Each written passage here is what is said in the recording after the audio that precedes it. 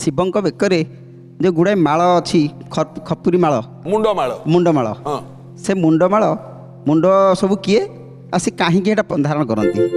ହଁ ଭଲ କଥାଟି। ପାର୍ବତୀଙ୍କ ମୁଣ୍ଡ ଶିବ ହିଁ ଧାରଣ କରିଛନ୍ତି। ଏ ମାଳ ଗୁଡ଼ିକର ଯେତିକି ମୁଣ୍ଡ ଅଛି ଏ ମୁଣ୍ଡ ଗୁଡ଼ିକ ସବୁ ତମରି ମୁଣ୍ଡ।